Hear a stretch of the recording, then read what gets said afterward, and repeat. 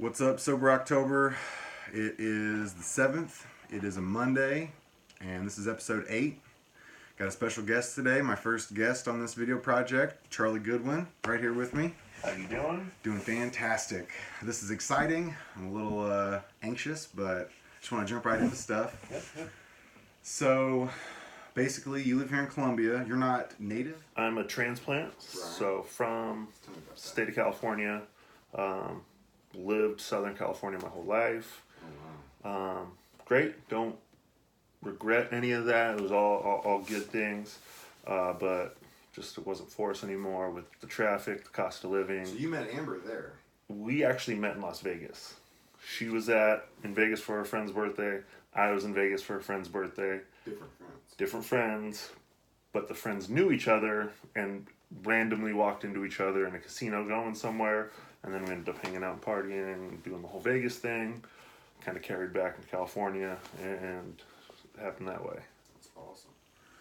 So when you were living in California, what was kind of what was your trajectory? Like, you were passionate about some kind of career, some kind of thing? What brought you to Missouri, I guess, is another good question. Quality of life brought me to Missouri. Just the ease of being able to kind of do whatever you want. I mean, in California, if you don't have a high-paying job, you have multiple jobs, just to survive, not even to thrive. When I lived in California, I don't think I ever had less than 2 jobs. So it was just work, and try to fit stuff in for enjoyment and for the quality of life. But the main focus was just working to pay bills and to keep going. So you guys together decided to move to Missouri. How did you choose Missouri, though? So I have a friend that currently still lives out here. We actually met at another friend's wedding, and we would just kind of hit it off at the wedding, and then kind of stayed in touch. And he just kind of is actively trying to get people to move out of California. And I think I called his bluff and was like, "Yeah, I'll do it," and kind of offered to put me up while I got on my feet, while I got a job, while I got a place to live. So I took him up on the offer, came out here, and then I think it was 2-3 months later, found a rental place, drove back to California, picked up all the stuff we were keeping, picked up the dogs, brought everything back. Then the wife stayed in Missouri, or not in Missouri, in California, and planned the rest of the move from there. It's a leap of faith. I mean, it was getting to the point where it was now or never, as age. We were 29 or 30 at the time, so if it was gonna be the time to move, the time was now, not in 5 years when it's kind of almost too late to take that leap. I mean, we didn't have kids. She did hair at the time. I had relatively good jobs, but not really a career plan. So it was just time to give it a shot and try something else. Working really hard. I just, it was just, I'll break my back working if I have to, and that's kind of what I was doing. Yeah. Wow. So you guys were definitely always into fitness? Were you into fitness as a kid, or? So it's been in my life pretty much from day one. My dad was a collegiate wrestler. He wrestled at Fresno State, and then I'd actually go to school with him in his backpack. So the most college I've ever been to was in my dad's backpack as a child. He became a fitness model after that. So I mean, there were times where I'd just be going to super young, kind of traveling to LA with him to go to his fitness shoots. He was on American Gladiators, the original one, as a contestant. And then my stepmom, who I consider my real mom, she owned a gym. She came into my life at 13, so there was that. And then I did sports from the day you could sign up for sports till the end of high school. Wow. So when did you specifically start doing CrossFit? CrossFit was actually, I started CrossFit when I moved out here. So I've been maybe doing CrossFit off and on, kind of with injuries and stuff, for about 2 years. Very cool. Very cool. What about, so you recently had, lower back surgery? I had low back surgery probably close to a year ago now. Was that just from sustained lot of work, or was there something specific that happened? I think life. Yeah. Fact of being tall. life's not meant for someone my height. So do dishes, bent over, brush teeth, bent over, washing my face, bent over, washing my hands, bent over. And then adding in all the years of football. I did environmental drilling for a while, so that's just literally shoveling mud a lot of times. How was that? That, in my opinion, would be the physically most demanding job you could do. Wow. Just because it's not oil rig drilling where you have hydraulics that do everything.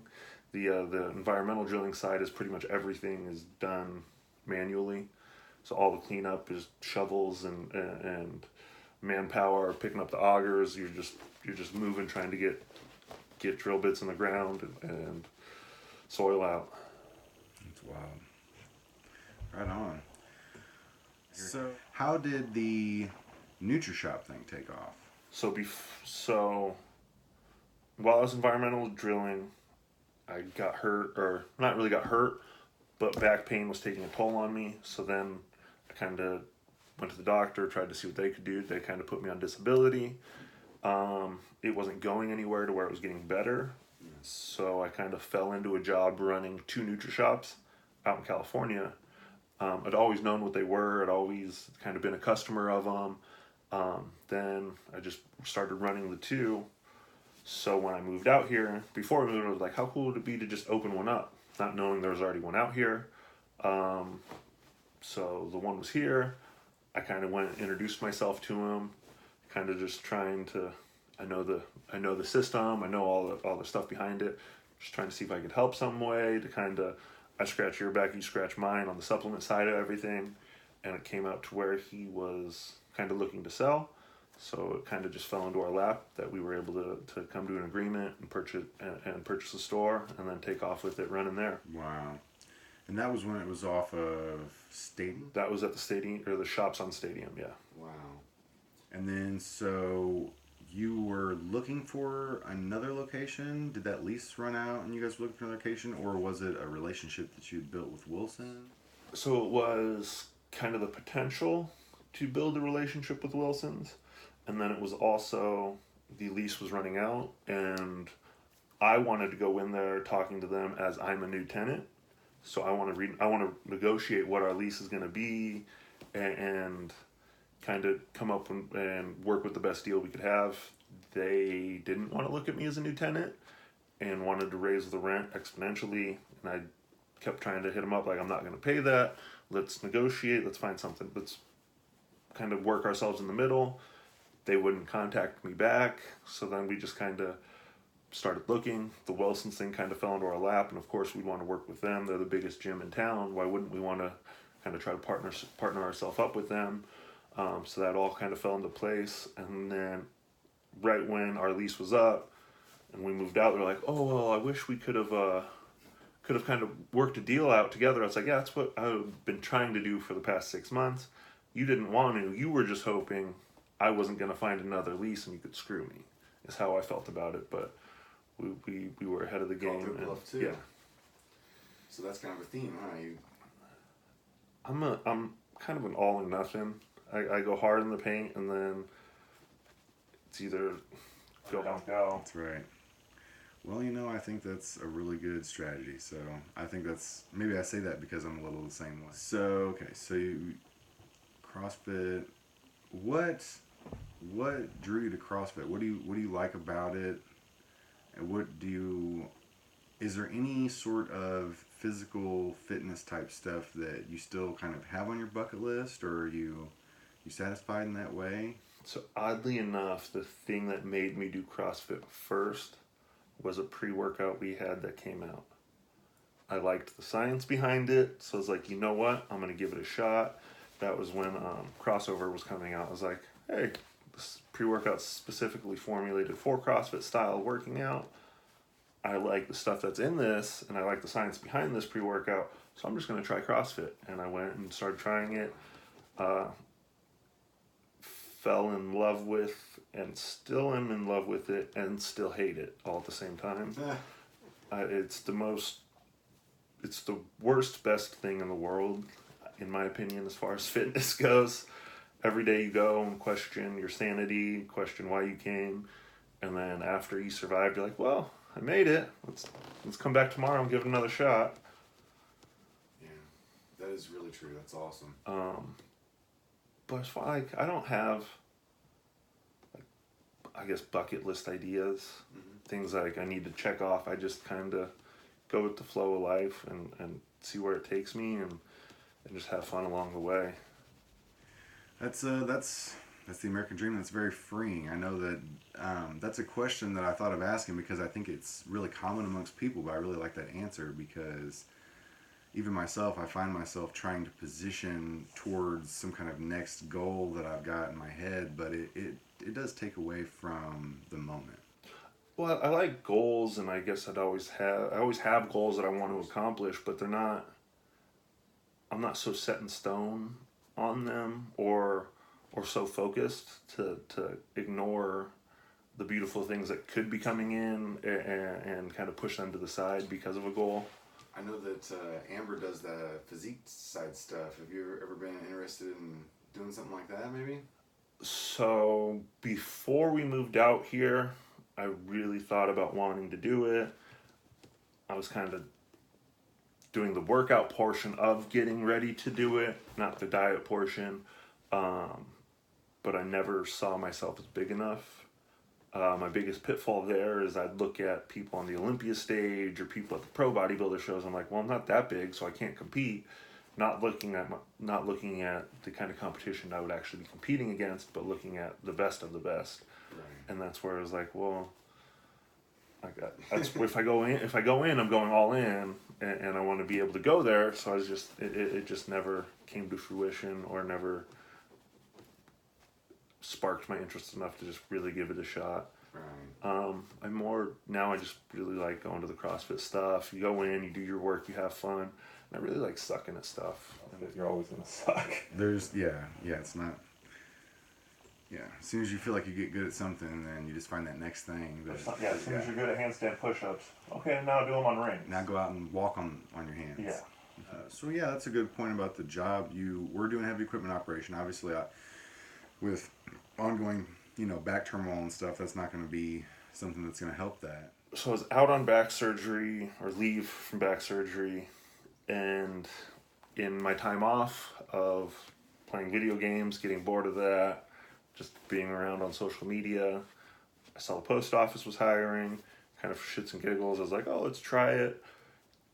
Turned out to be a scam. They're like, oh, $25 to apply at the post office, this, and this. In my head, it's a government job. I doubt they're requiring a payment to apply.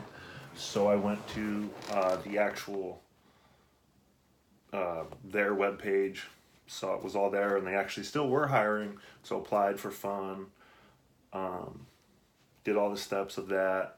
By the time I actually got hired, I got laid off for winter at the heavy equipment. So I looked at it as either I could potentially find a new job / new career, or at the very least, I found some money to come in over winter while I'm not working. So it was kind of a zero risk, all reward position for me to be in. Really cool. So you like that? I stuck with it. Kind of one thing I looked at is there's a lot more 65-year-old mail carriers than there are heavy equipment operators. The pay ceiling, in my opinion, was better at the post office. The benefits is better. So I just decided to kind of stick with that. Is that pretty physical? Can you get moving and stay moving? Like, is that a pretty good flow in that job, or? So it can be. I mean, there are some things where it's 13 miles walking every day. I don't want to do that. I kind of did that in the past, recently with one of those routes. But so it can be sitting all day in a truck, which is almost physical in a different sense of strain on your body, to I guess a mix of in and out of the vehicle all day, Right. drive a little bit, walk a little bit, drive a little bit, walk a little bit, to you're just walking all day. So there's a tons of variety there. It's you kind of just have to play the game of seniority and work your way up the ladder to get the better and better routes. It changes up quite a bit, or do you? Right now, there's a lot of retirement in the post office, so there's a lot of openings coming and a lot of room to kind of get those better routes. Yeah. Oh, I mean, people there before me were saying it took 2 to 3 years to make a career. I made career in 10 months. And I mean, unfortunately, it's nothing on work ethic. It's all based on timing and seniority. People leave, people have to fill those spots. There's no work performance that goes into raises. There's none of that. It's just all based on time and position. That's interesting. I feel like it's kind of with most government era jobs. Absolutely. Everyone gets raised at the same time based upon when they were there. Everyone makes the same based upon position and things like that. Wow. I'm sure you can kind of relate from. Oh, time and grade, yeah, absolutely. Time and grade and rank. The thing about and this might actually be the same in the post office. One thing with the military is, besides just time and grade, is if you're willing to move. If there's an opening over here and you can move there, then you can get it. But if you want to stay in your unit, you're gonna progress slower. Yeah, that's kind of one thing I have to think about, is whether I want to go into the supervision or stay a carrier. Supervision kind of brings a whole another level of changes and work schedules. As right now, I kind of like the work schedule I have of 8 to generally at the latest 6 o'clock.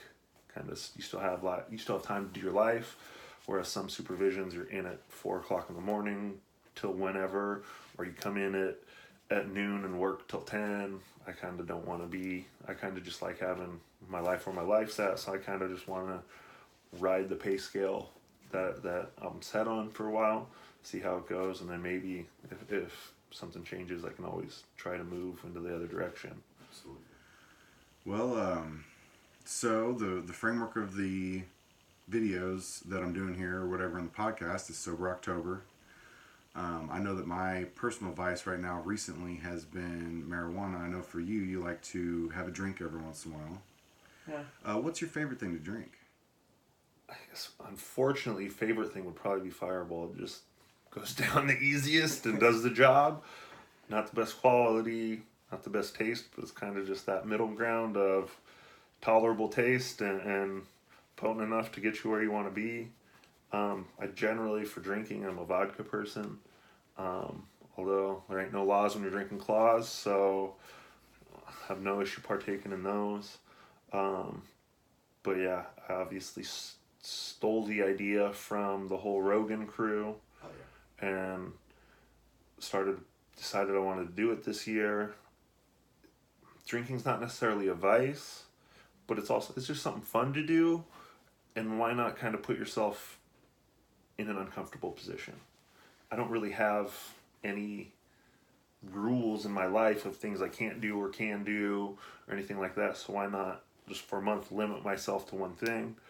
I think next year I'm going to go a lot harder in the paint on Sober October, and even go to the extent of like artificial dopamine and stuff like that. So limiting social media to a certain amount of time a day, limiting caffeine to a certain milligrams a day. I almost did caffeine this year. So I'm going to kind of cheat it a little bit next year. I think I'm going to go 100 milligrams of caffeine a day only, strictly because that's the amount of caffeine. Well, and you've got the next year after that as well. So in these incremental steps, each year. Yeah, and I didn't want to make it super crazy my first time.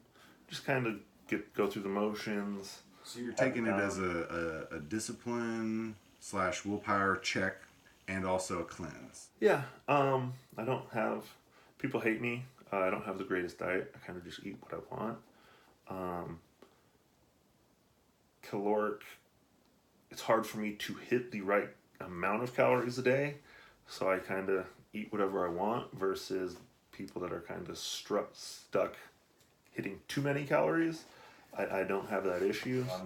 Is that partially at least just because of your stature? I mean, activity level. Yeah. I mean, what would you say, like, if your minimum calorie intake per day should be 5,000 to 7,000 a day. That's wild. I'm like 2,500, 3,000. So I mean, I'd have to eat. 5,000 pound, or not 5,000 5,000 calories is a lot of calories of chicken and rice. Like, that's a lot of weight. You'd have, your jaw would just be like, Constantly, you'd be chewing all day. yeah. So there's the whole vegan movement and the whole elephants are the biggest mammal on land and all they eat is vegetation, so you don't need meat to get big. Nonsense. I broke it down one day for fun on the amount of foliage they eat to their weight to the amount of foliage I would have to eat in my weight, and it would be 9 pounds of foliage a day, which is a mound, because I mean the heaviest part of a salad is the dressing, so that wouldn't count. So I mean it's just a not feasible option for me, and I love meat, so. That's insane. Well, we don't have the same digestive system. No. People that make those kind of statements really just don't know what they're talking about. Yeah, and then there's like vegan cat. So you learned all about supplements and stuff originally when you were in California working for Nutrishops up there. More so for my dad beforehand, because I mean I'd been working out my whole life either with my dad for sports, for things like that, so I had a general idea. And then with the supplement company I got a little bit more into the science, and then even more so now since me and my wife own one. My current health issues are back issues. I'm always trying to look for a new way to kind of mitigate or help get through those on the daily life. So it's just kind of, and it's just something I enjoy. There's so many people like, well, you need a degree in this, you need a degree in that. Well, we don't anymore. I mean, all the knowledge you need is out there for free now on the internet. So it's just a matter of finding what you like and learning about it. I agree with that completely. That resonates with me a lot because I also do not have a college degree by choice, and I don't plan on getting one. Almost completely self-educated. There's a place for them. I mean, I want my doctor to be college educated, not internet educated, or my astrophysicist and all these major degrees. But I feel like there are a lot of useless degrees that people are getting. And that's where the majority of the people trapped in student debt are coming from, is a degree they'll never earn their money back. Yeah, we're on the same page on that one as well.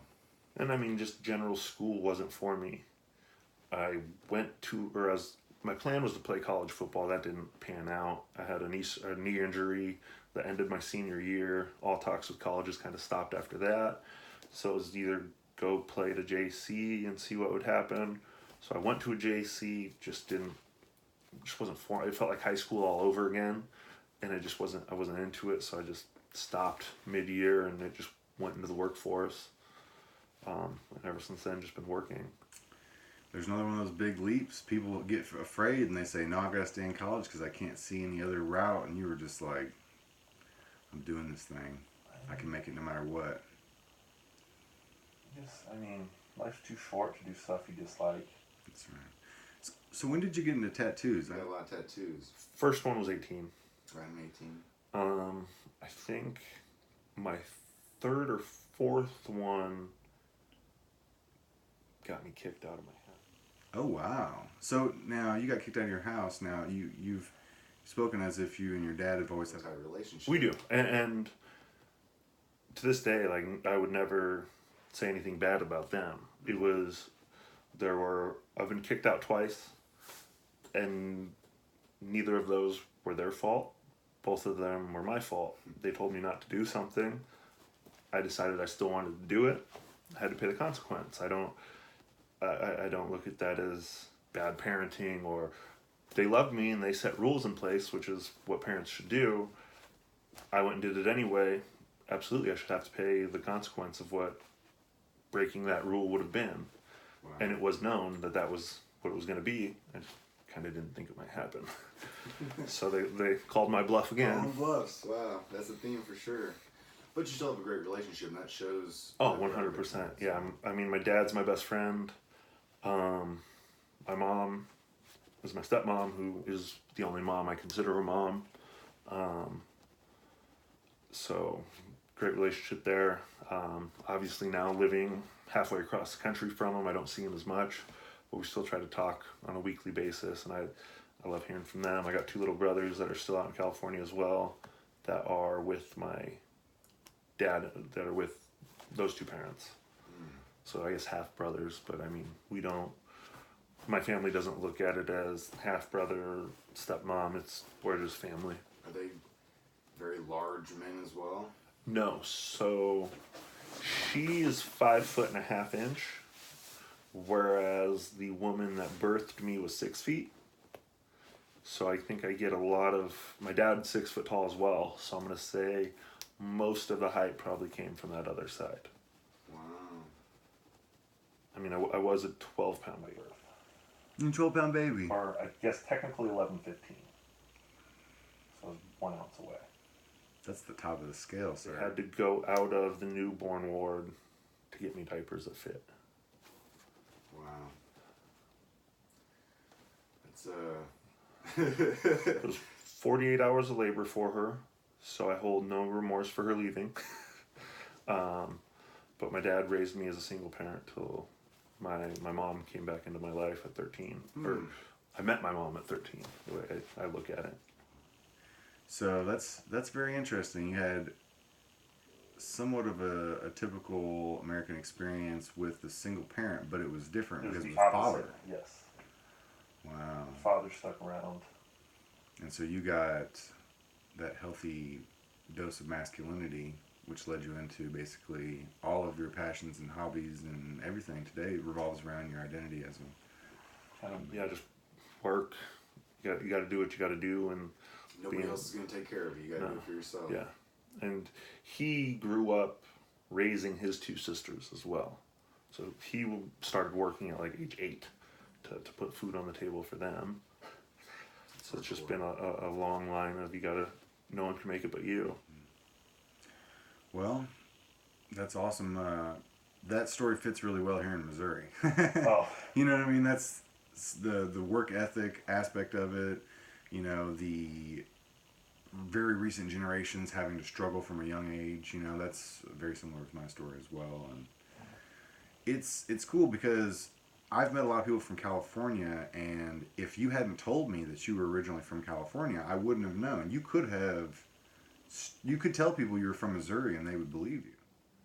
I think I don't look like I'm from Missouri. I don't have that. I mean, I have a lot of tattoos, which isn't very Missouri. That's a good point. But yeah, I don't align with a lot of, I guess, political or mental aspects of California life. And that's what I kind of was referring to as your personality and your the work ethic, your thought process and stuff. It is true that you don't have those hang-ups on physical appearance. So you enjoy changing your hair and your look around, and you don't mind what other people think. I've always done it. I mean, I think it was my 7th or 8th. Did you just recently have dreads as well, too? I just started dreads for fun. I like doing braids in my hair, but that's just too much work because you can only keep them as long as you can't wash your hair. I wash my hair all the time now, and you just have to keep getting them redone. Whereas dreads, you just kind of have to tighten them up from time to time, so it's a little bit easier. But I think it was my 7th or 8th grade picture. I decided I wanted a reverse mohawk, so I shaved a line down the center of my head for my 7th or 8th grade pictures. I mean, I had bleached hair, I had purple hair, I got arrested with a black mohawk and pink sides. I mean, I've got full spectrum. Tell me about that. When was this at? How much experience do you have with the wrong side of the law there as far as police encounters and stuff? A lot of police encounters, but not very... I don't have negative, or I don't have any negative feelings towards cops. They have one of the toughest jobs in the world to do. Really, it was I've had one major setback with them, and then a lot of the kind of standard tickets, things like that. When I think it was 18 or 19, I just got promoted to assistant manager of a retail store that day. It was No Fear. I'm sure you've seen their clothing around. It was big back then. Was driving home from work. Always drove beater cars because, I mean, that's all I could afford. Had a tail light out. Got pulled over. Unfortunately, I had a belt buckle that looked like a gun on. and cop came to the window, driver or license and registration. Yes, sir, it's in my back pocket. Went to reach for it. Cop yells, he's got a gun. Guns get drawn. My hands go out the window. Lots of yelling back and forth. Street gets closed down. Guns are a big deal in California. They end up making me climb out the window. Felony arrest me. Get in handcuffs. Arrest me. Where's the gun? Where's the gun? They go search the car. There's no gun around the driver's seat. Freaking out about where the gun went. I'm yelling the whole time. It's a belt buckle. It's obviously on my belt. So they go through that whole thing. I'm sat down on the curb. They continue, I guess, to search my car. One of the officers is like, hey, can we unhandcuff him? He hasn't really done anything wrong other than his taillight being out and being semi-stupid for wearing a belt buckle that looks like a gun. They unhandcuffed me. The belt buckle was from my work as well, so that's funny as well. And then,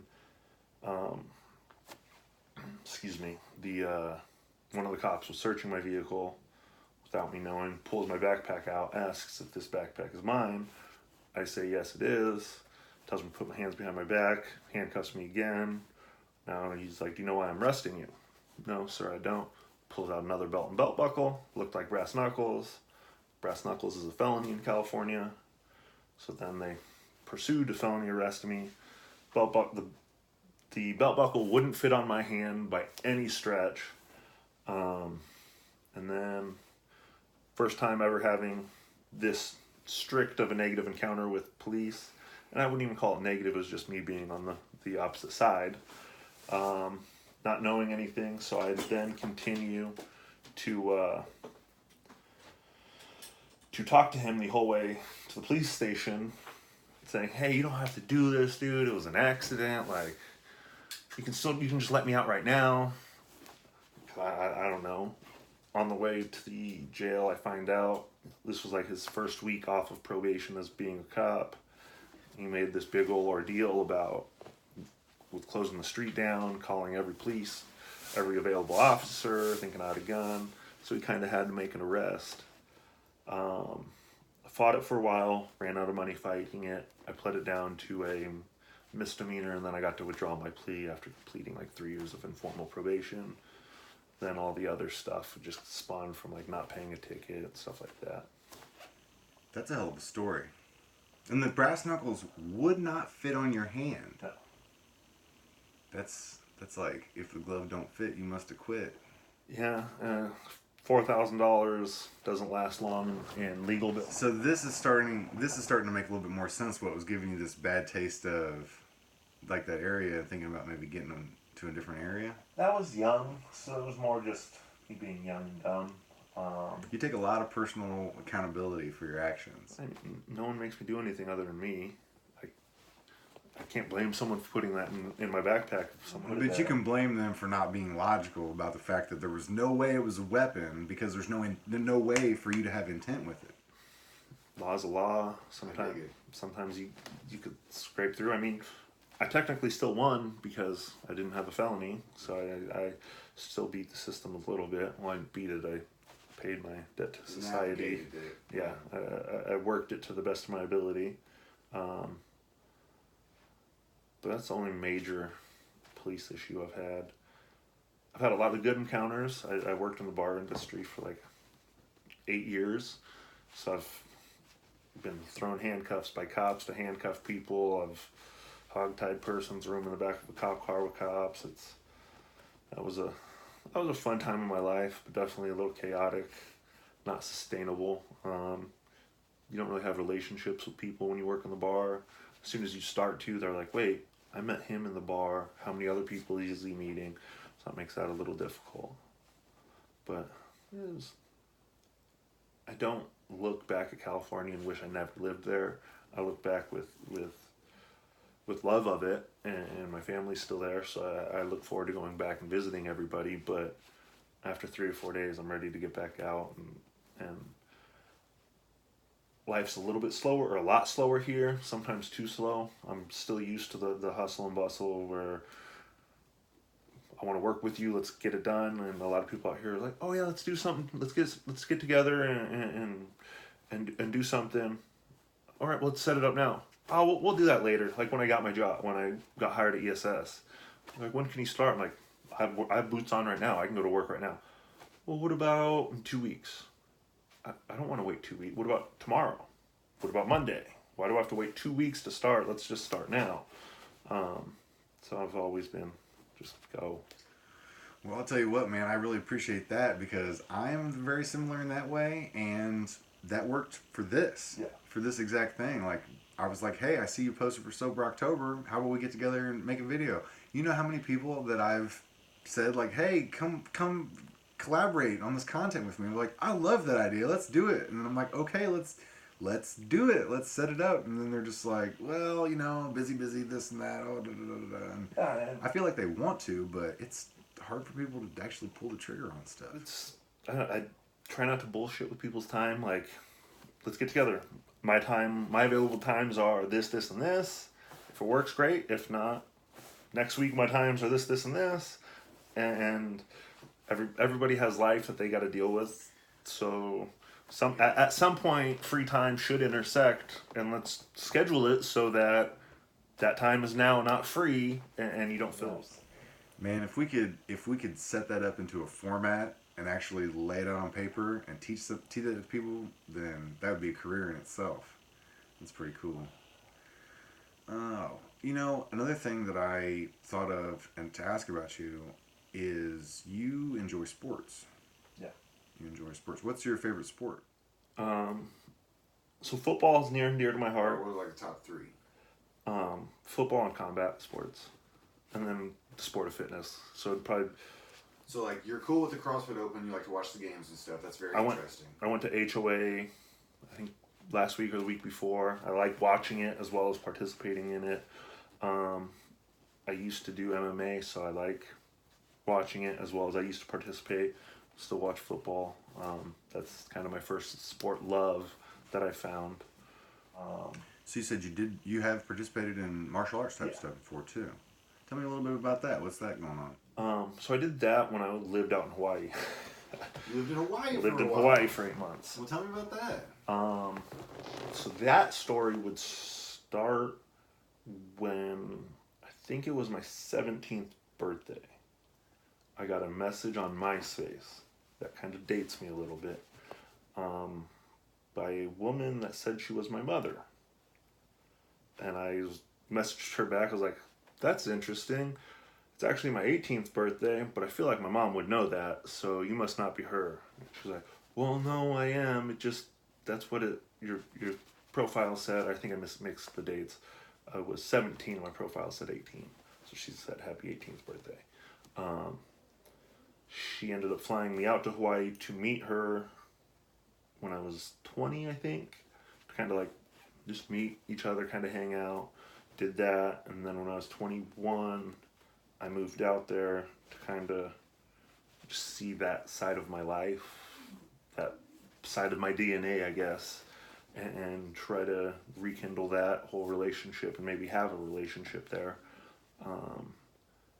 Nothing good came out of it. It was Hawaii. It was great. It was fun. Didn't see the ocean much. Didn't see the sun much. I worked in the bars.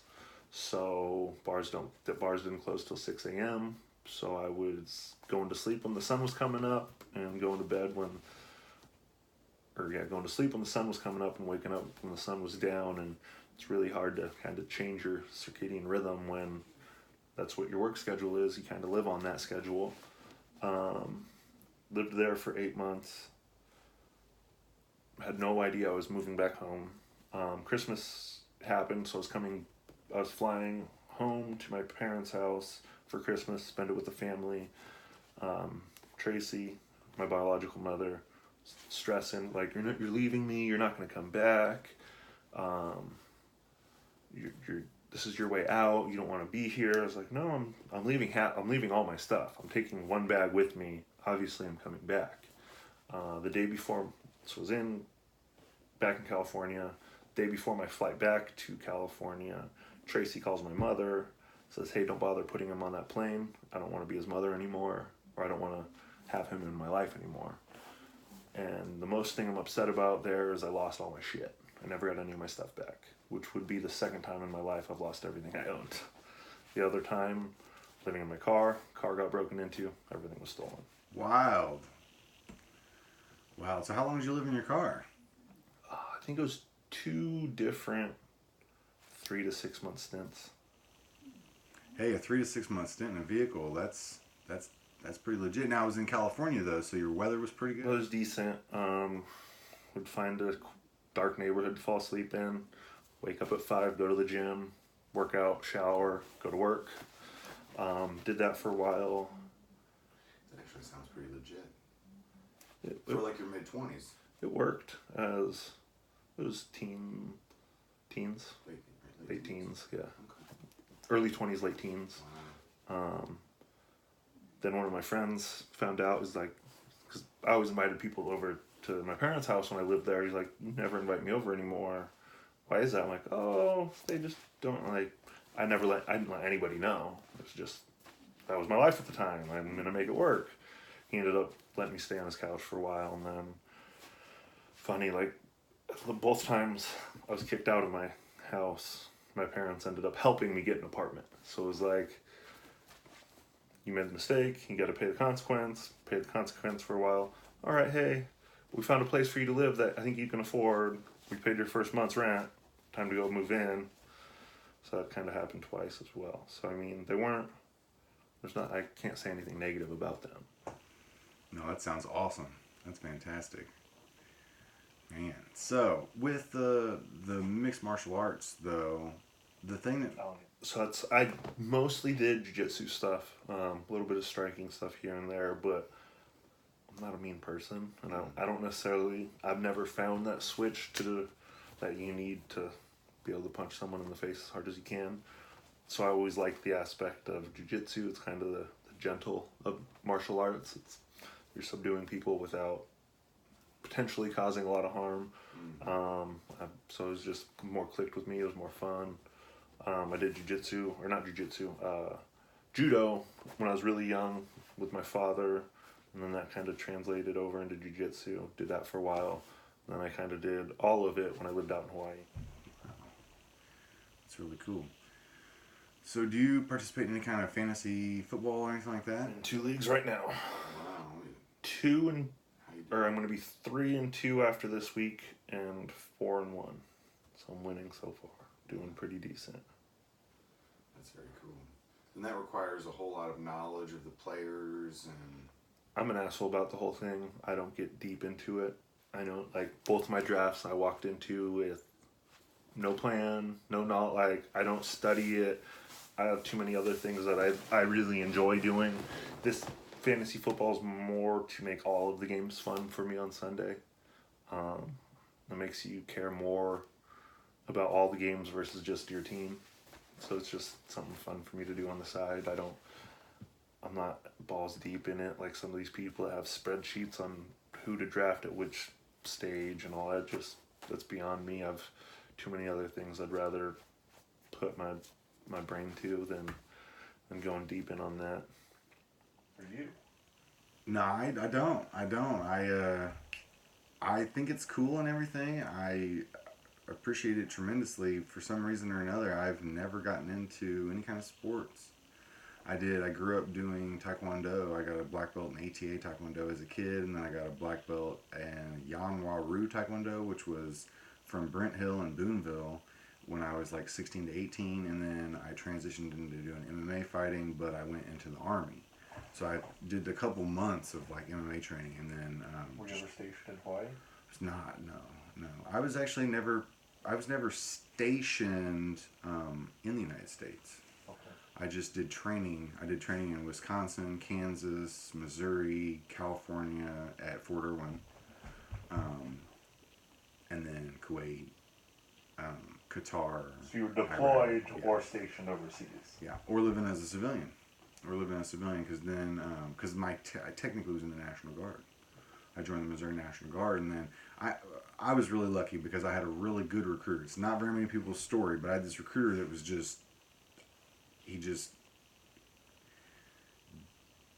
I guess he was already set in his career or something. He didn't care about. He was just so chill, and he just said, "What do you want to do?" And I was like, I told him, I was like, "Look, I want to get combat experience. We have this war going on, and I just, if I'm going to be in the military, I'm going to do something like violent and dangerous."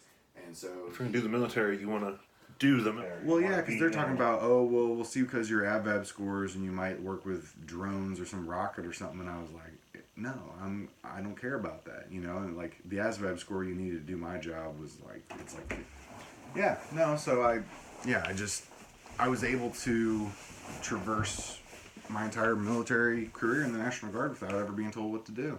I picked going to basic training. When I got out of high school. There would have been a way for me to go to basic training immediately, but I actually waited like 6 months. If you go to basic training during the winter, you get more money. They give you Hazard living, or it's just like just like a off season time or whatever. They'll give you I got $2,000 more on my sign up bonus just for going during the winter. So I did that, and then I got out and I volunteered to go to Iraq.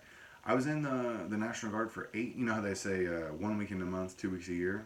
So I never did it 2 weeks a year. There was not a single year in there where I did one of those 2 weeks because I did my own thing. I was like, oh, I know I have to do something, so I'm going to pick this training instead of them sending me to fucking Guatemala to build a school, which I hear those are actually really fun. Those guys have some stories from some of those things, but I never did any of that. It was all just business when I was in the military. When I was 18, I tried to enlist, but they wouldn't allow me. I think it was when there was a giant influx of people. This was relatively, wars were no major conflict was going on, and they weren't super down. But I mean, we're always kind of in a conflict somewhere. But everyone told me MEPS wouldn't pass me because of my knee surgery. Oh, you just lie and you don't tell them. Like, well, if there wasn't a visible scar going down the side of my knee, it'd be easier to kind of lie about that. So they would have been able to tell, let's say it got hurt and then a Once doctor goes to look at it and it's like, wait a second. You've already been cut open and they don't like that. They don't like that. So that's good that you were honest with that one. And, I'm not really a fate guy, but, things can happen for a reason or you can make it work. So that's really cool. I'm just now really starting to get this idea in my head that I want to start building more of a social kind of community, like a social network of my own again. I used to be really social and be out there. I did some bartending myself for a while, but since I had my kids, man, I've just been in this house, like, especially because I've been doing the stay-at-home thing, and I do a lot of work. I do a lot of projects. Like, I stay busy, but like this is pretty much as social as like I get just hanging out for a podcast. So I think I'm a social butterfly. I feel the vibe from you. As far as like real life, I personally want to do more on the social media side. I want to be more. I more want to interact on that as well instead of just view. I want to put more of myself out on there versus just liking or scrolling.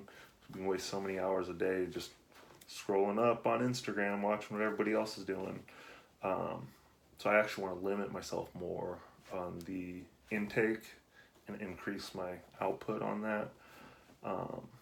Then my wife, she's a lot better at the output on social media, but also with her running the store and doing all that, she is more of a homebody, so it kind of keeps us more in check where if something's going on, I want to go do it. I don't even care if it's something I don't want to do. I just like being around other people, interacting with other people, kind of taking in life. I love that. You reminded me of something I find that's very important between me and my wife is that she balances me out in a lot of ways. What would you say the main similarities that you and your wife have? You both enjoy fitness. So both obviously enjoy that as we own that business together. I think our past and our childhoods kind of align a little bit as far as broken homes or living situation.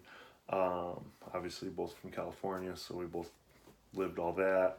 And then it was more, I think we both just see eye to eye on a lot, and then we also counterbalance each other a lot. She likes to save. She wants money in the bank. She wanted bought the house because she wanted it. I obviously wanted a house, but it wasn't the most important thing.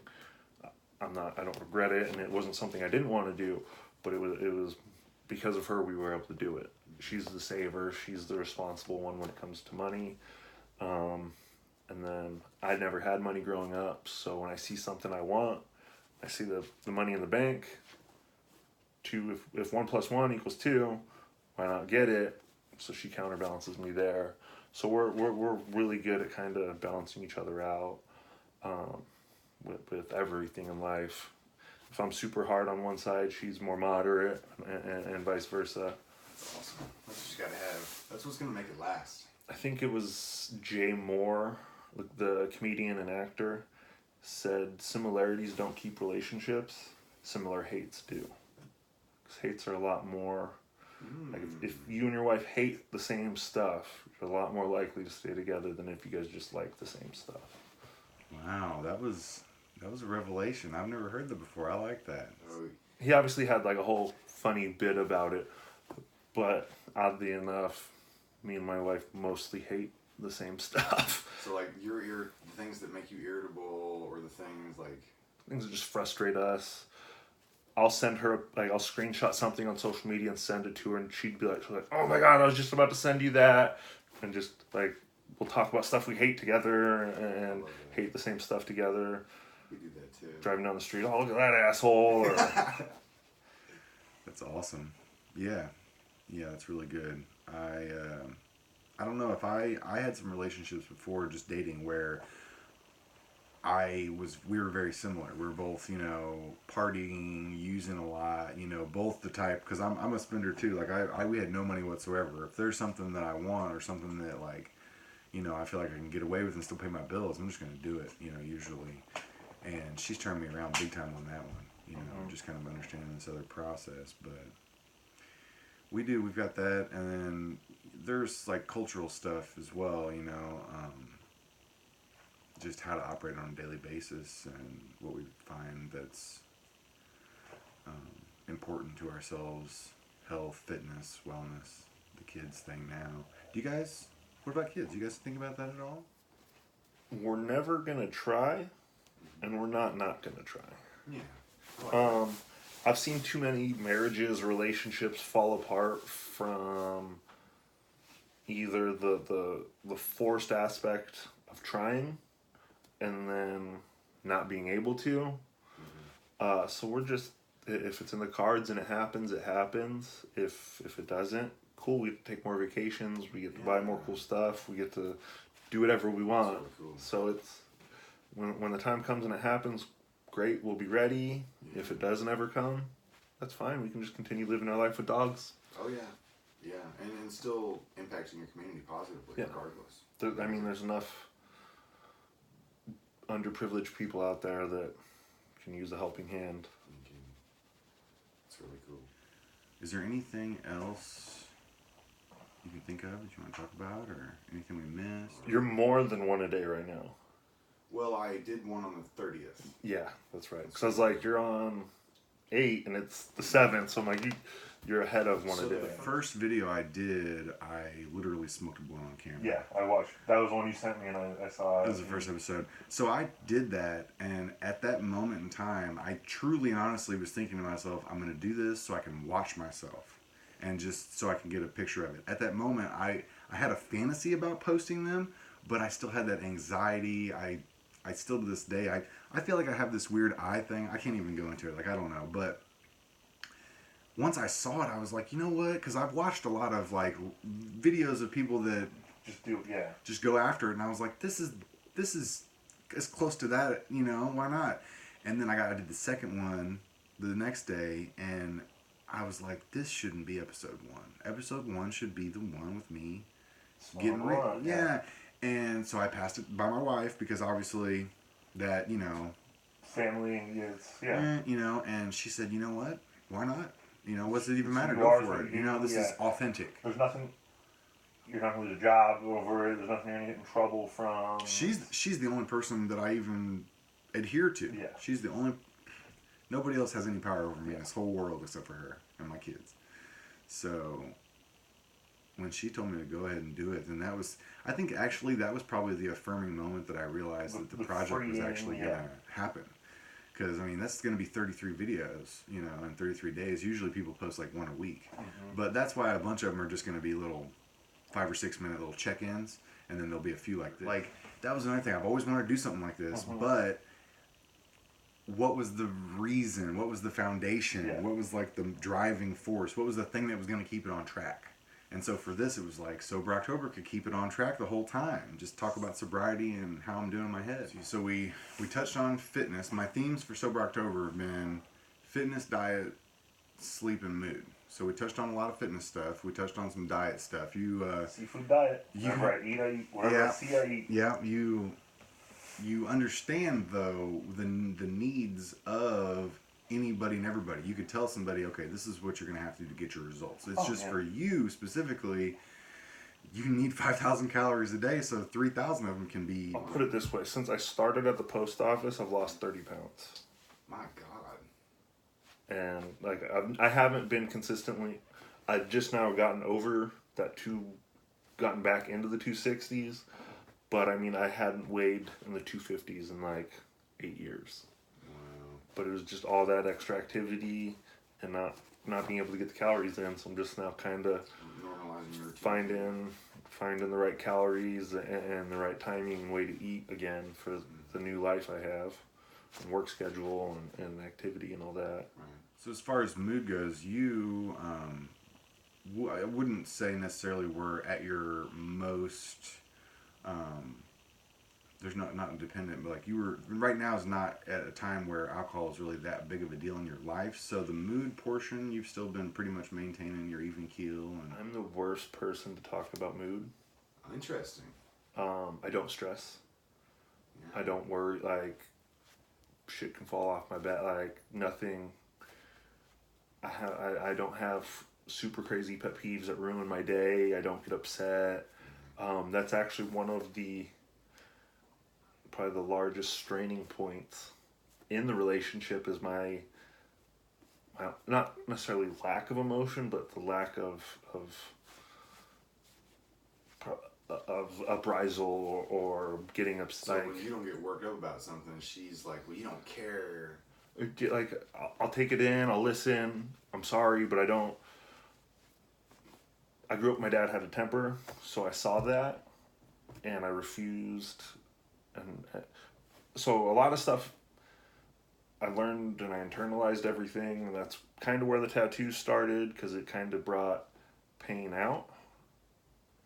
It made my internal pain physical pain, and it was a way to release. And then it got to the point where I just don't let shit bother me anymore. Stuff doesn't, like, I'll find, like, we don't have money, I'll find a way to make money. Like, there's no reason to stress about something you can't change. And if you're going to stress about something you can change, you're wasting energy stressing that you could be using to fix the thing you could change that's stressing you out. So this, like, stress just doesn't make sense to me. It's a waste of energy. You can either, if you can't change it, there's nothing you can do about it. Stress isn't going to fix anything. It's not going to make it better. It's just there. So why stress about it? Or you can change it and fix it. So why would you stress when you could just head on tackle that and make it go away, make it better, fix that issue? So I just don't get stressed. I don't have anxiety other than like speaking anxiety or public speaking. It's not even anxiety. It's just I just don't like it. you get the jitters or anything, like let's say 3, 2, 1 go on the bell or when the open or anything like that, like a performance around competition a little bit? I'll get like the stomach to where like if I'm doing a CrossFit comp or something where I have to force feed myself because I'm just like I guess I'm kind of anxious for it to start, but I'm not like it doesn't incapacitate me or You're not dwelling on it. No, I'm ready. Like I'm more like let's go, let's get it going. So it's the ball's rolling on it. Like I want to tackle that, the thing that's making me anxious. Like instead of stressing, I'm ready for it. Let's do it and get the ball rolling. It's a really good answer. And then the sleep portion. That's one of the last things as far as like the framework for Sober October. So when it comes to sleep, were you before October? Let's say that. Were you necessarily using any sort of vices for sleep? And if so, then how have you dealt with that over this first week, and how do you think it's going? I have in past times when like pain levels were super high. Pre-back surgery, I kind of would drink to fall asleep. The first week was a little rough, but now I think my sleep is better than it's ever been. I always wear my watch when I sleep so I can track my HRV or my heart rate dip, things like that. So I've had like record dips for a record streak since like after the first couple days. So it's been a lot better now. But once again, alcohol never really was a vice. Other than that one period of time where I would drink on my way home from work because of how bad the back pain was. But drinking's not really a vice. I don't have any crazy, I mean, I take all the supplements in the world, which I think next year I'm going to limit. So when you break that down, what would be the minimum then? Minimum Supplements. So I think I'd get rid of anything mood enhancing. So I'm going to limit caffeine to 100 milligrams a day because I'm going to still cheat because 100 milligrams is what my pre-workout has. But coming from doing a gram of caffeine a day, that'll be a really large dip. I have some sleep aids that I have at home. I don't really take them right now, but I'll get rid of all those. And I'm going to limit actual dopamine caused by social media by only allowing an hour of social media use all year or all November or all October next year. So, just really getting this going, getting it done, and getting this interview and stuff has just been fantastic, and it's only going to build both of our confidence, hopefully, and skills and every other thing. So, cool. It's good to get to know you. Absolutely. Good to get to know you. Thanks for all that.